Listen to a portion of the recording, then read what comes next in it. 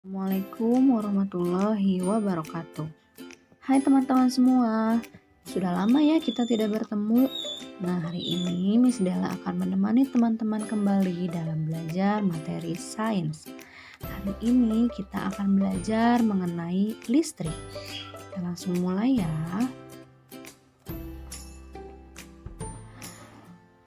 Listrik atau energi listrik memiliki gejala kelistrikan. Nah, gejala kelistrikan ini terbagi menjadi dua teman-teman. Ada listrik statis dan listrik dinamis. Listrik statis adalah listrik yang muatan listriknya itu diam atau tidak mengalir. Maksudnya gimana, Miss?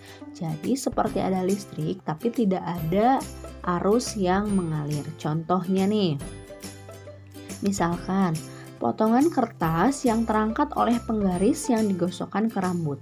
Nah, teman-teman mungkin ada yang pernah coba ya. Penggaris teman-teman gosokkan ke rambut teman-teman, lalu didekatkan ke potongan-potongan kecil kertas. Kemudian kertas itu lama-lama akan ikut naik atau menempel di penggarisnya. Nah, itu sebetulnya ada muatan listriknya tapi tidak mengalir. Atau misalkan di sini ada contoh menggunakan sisir juga sama ya teman-teman. Nah, atau juga bisa balon yang sudah diisi udara kemudian didekatkan ke rambut. Nah, nanti rambutnya akan naik mengikuti balonnya. Seperti itu ya teman-teman. Nah, di situ ada muatan listrik tapi tidak mengalir. Itu namanya listrik statis. Yang kedua ada listrik dinamis. Kalau listrik dinamis adalah listrik yang mengalir dari potensial tinggi ke potensial rendah, atau dengan kata lain itu memiliki arus. Nah, apa sih? Dari tadi Miss ngomongin arus aja. Apa itu arus? Yuk kita lihat. Nah, teman-teman, arus listrik adalah aliran muatan listrik yang mengalir dari potensial tinggi atau dari kutub positif ke kutub rendah atau kutub negatif. Jadi arus listrik itu harus menemukan jalan dari kutub positif ke kutub negatif, baru akan ada arusnya gitu ya. Nah, di dalam arus listrik juga ada yang disebut dengan proton, yaitu muatan yang positif, dan elektron, yaitu muatan yang negatif. Contohnya di sini pada batu baterai teman-teman nih. Kalau teman-teman perhatikan, batu baterai itu ternyata punya dua kutub. Ada kutub positif dan kutub negatif. Kutub positif batu baterai ini berasal dari bagian atasnya yang ini, sedangkan yang bawahnya merupakan kutub negatif. Jadi, adanya arus listrik dari batu baterai ini sebetulnya mengalir dari kutub positif ke sini mencari jalan hingga sampai ke kutub negatif. Gitu ya teman-teman. Itu untuk arus listrik. Nah, teman-teman, penemu arus listrik pertama kali adalah Michael Faraday. Nah, Michael Faraday ini adalah ilmuwan yang berasal dari Inggris. Beliau menemukan listrik pertama kali pada tahun 1821. Jadi sangat biasa sekali ya, karena beliau yang menemukan arus listrik pertama kali. Itu teman-teman, ini potretnya seperti itu. Kita lanjut. Oke. Nah, setelah kita belajar mengenai arus listrik, ternyata tadi kan ada baterai ya. Baterai itu termasuk ke dalam sumber listrik. Nah, apa saja ya yang termasuk sumber listrik? Yang pertama ada dinamo, kemudian ada akumulator atau aki, lalu ada generator, dan juga ada baterai. Nah, sumber listrik ini adalah benda-benda yang dapat menghasilkan arus listrik ya. Contohnya dinamo. Ini biasanya digunakan bisa di mobil mainan atau juga di motor juga bisa ya teman-teman.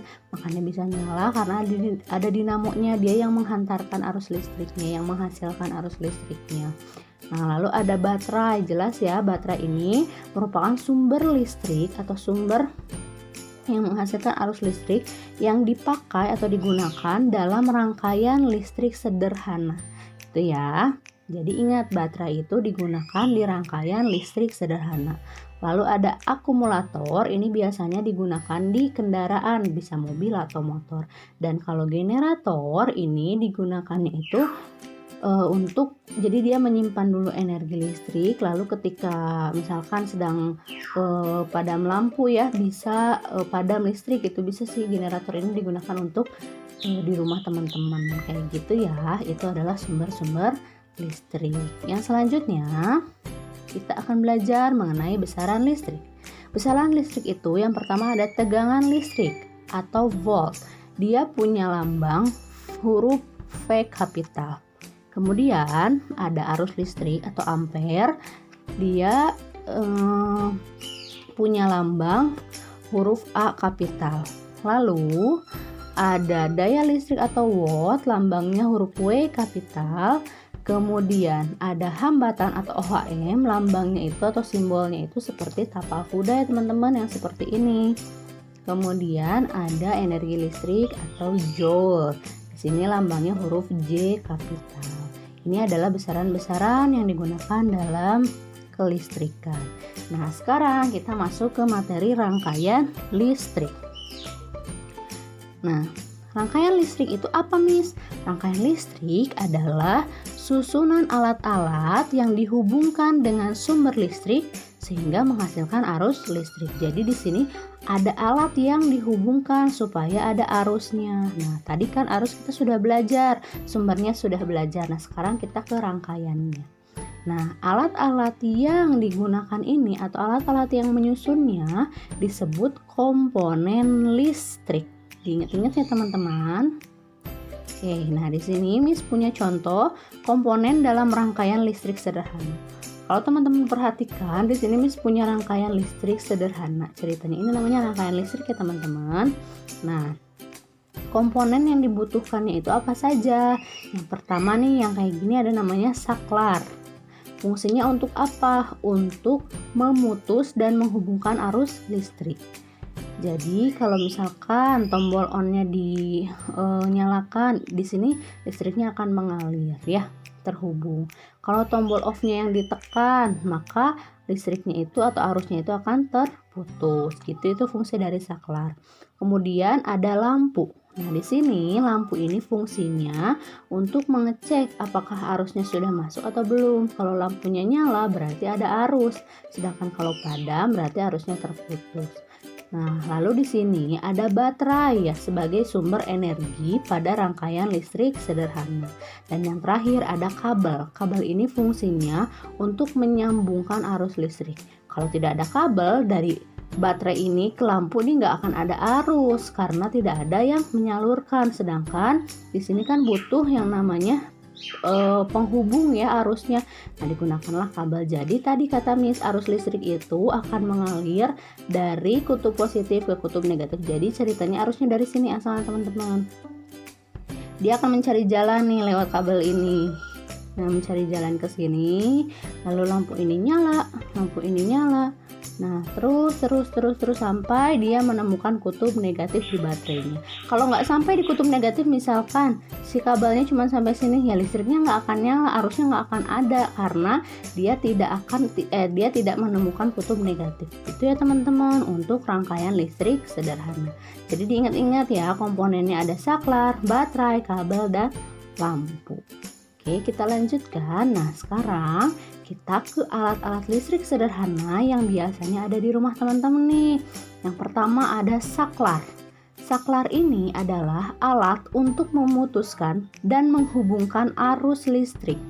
Nah, biasanya ini digunakan untuk lampu ya teman-teman. Misalkan nih teman-teman tekan ke arah bawah atau ke arah atas, bisa jadi ada yang lampunya itu bisa menyala atau padam gitu. Jadi fungsinya untuk memutus dan menghubungkan arus listrik. Yang kedua, ini ada sekring. Sekring ini adalah alat yang berfungsi untuk membatasi jumlah arus listrik atau memutuskan arus listrik jika terjadi korsleting. Nah, jadi kalau misalkan nih teman-teman lagi misalkan di rumah nih lampunya tiba-tiba meledak, kan bisa jadi ya, kan itu akan terjadi korsleting. Nah, sekring ini akan otomatis memutuskan arus listrik, jadi tidak akan terjadi kebakaran, kayak gitu teman-teman. Nah, biasanya adanya ini di kotak listrik tersembunyi gitu ya. Nah, selanjutnya ada solder. Solder ini adalah alat untuk menyambungkan komponen-komponen listrik. Solder ini merupakan konduktor atau alat penghantar listrik. Nah, ini sangat panas juga ya teman-teman. Jadi teman-teman hati-hati dalam penggunaannya, harus dengan bantuan orang dewasa. Gimana caranya, Miss? Nah, nanti misalkan teman-teman punya kabel yang putus, nah bisa disolder, jadi disambungkan lagi kabelnya, jadi nyala lagi gitu, jadi tersambung lagi si kabelnya, bisa kayak gitu juga ya teman-teman. Oke, kita lanjutkan. Yang selanjutnya ada transformator atau trafo. Ini fungsinya untuk menaikkan atau menurunkan tegangan listrik. Kemudian ada tespen, alat untuk mengetahui ada atau tidaknya arus listrik yang mengalir pada suatu penghantar. Dan yang terakhir di sini Miss punya contoh fitting, yaitu penyambung alat listrik ke sumber listrik. Sebetulnya masih banyak sekali alat listrik yang biasa ada di rumah teman-teman ya. Ada dudukan lampu, kemudian ada steker dan lain sebagainya. Nah, nanti teman-teman boleh coba dicari contohnya yang seperti apa atau gambarnya yang seperti apa. Gitu ya teman-teman. Nah, oke teman-teman, kita sudah selesai nih belajar mengenai pengenalan rangkaian listrik. Jadi tadi teman-teman sudah tahu apa itu arus listrik, kemudian gejala kelistrikan itu ada apa saja, lalu ada sumber-sumber listrik dan rangkaian listrik. Nah, nanti untuk materi selanjutnya kita akan lanjutkan masih mengenai gejala kelistrikan. Untuk hari ini sampai di sini dulu. Teman-teman, selamat mengerjakan latihan. Jangan lupa teman-teman cari lagi informasi yang banyak mengenai listrik, karena masih banyak lagi yang bisa kita gali mengenai kelistrikan. Sekian dari Miss ya teman-teman. Semoga ilmunya bermanfaat. Sampai bertemu lagi di